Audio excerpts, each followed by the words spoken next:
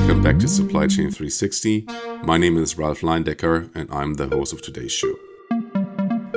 If you are new here, this is where we explore how to build and lead pharma supply chains that stay viable in a world that doesn't stop throwing curveballs. And if you like this kind of content, feel free to follow the show in your podcast app so you don't miss any upcoming episodes. In the last episode, we talked about moving from gut feeling to scenarios, using simple scenario planning as a kind of flight simulator for your supply chain. Today, I want to take the next step. If you've imagined those futures, how do you actually see them coming early enough to act? That's where signals and early warning systems come in. Because a scenario on a slide is nice, a scenario that you can detect forming in the real world, that's powerful. Think about it this way.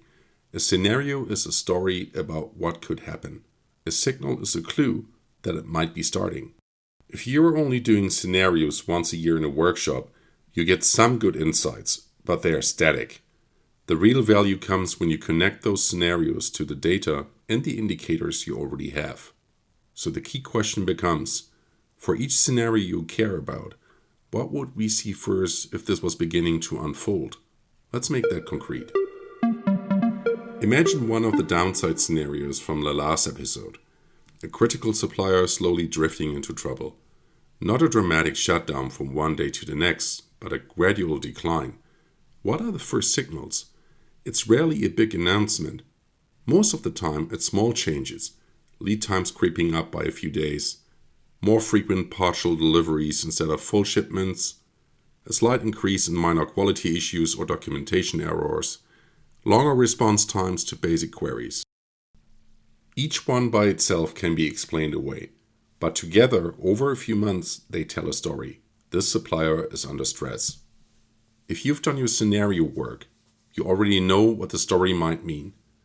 So now you can define a simple trigger. For example, if lead time increases by more than X% for 3 months in a row, or if you see more than Y minor quality deviations in a quarter, you escalate this supplier to at risk and start activating options. That's the link between scenarios and signals. Let's take another example, this time on the logistics side. Say one of your scenarios is a disruption on a key cold chain lane, maybe due to geopolitical tension, new inspections, or capacity constraints. What would you see first? On-time delivery performance on that lane dropping. More temperature excursions reported by carriers. Increased dwell times at certain hubs or borders. Carriers quietly reducing available capacity or raising prices. Again, none of those scream crisis on day one. But if you've thought in scenarios, you know if these things start to cluster, this lane is entering the risk zone. So you define triggers like, if on-time performance drops below X% for more than Y weeks, or if temperature excursions exceed a certain threshold, you bring this lane into a risk review and consider shifting volume or activating alternate routes. So how do you turn this into a simple early warning system without creating another giant dashboard that nobody looks at? I think about it in 3 steps. First, start from your scenarios, not from your data. Instead of asking, what can we measure? Ask, what would we want to see early if this scenario was happening? That gives you a small set of targeted signals instead of hundreds of random KPIs. Second, use what you already have. You probably don't need a new tool to get started. Most signals live in data you already collect. Lead times, OTIF, and back orders from your ERP or planning system, quality deviations, audit findings, change controls, logistics performance, temperature logs, delay reports, basic market and regulatory news that someone in your organization is already tracking. The job is to connect that data to your scenarios and ask, what crosses the line and when do we care? Third, embed it in your existing rhythm. An early warning system is not a separate ceremony. It should plug into S&amp, IBP, or whatever your core planning process is.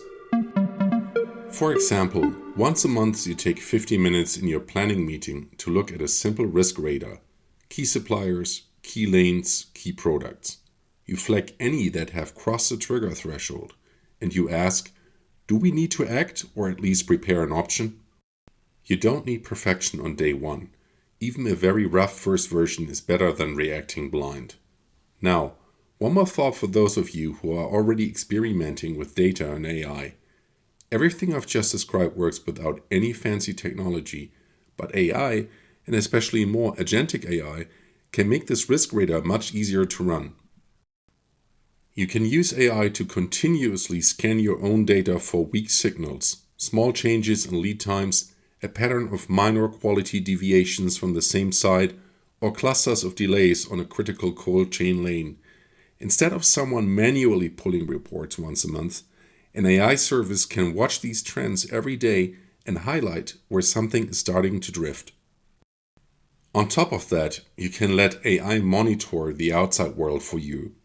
Regulatory updates, export controls, port issues, even supplier news. An AI agent can do the boring part, reading, filtering, correlating, and only surface what is relevant for your products, your key suppliers, and the scenarios you care about.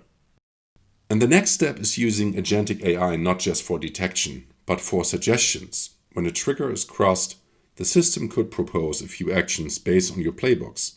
Increase safety stock here, shift volume there, bring a second supplier online, or schedule an expedited risk review.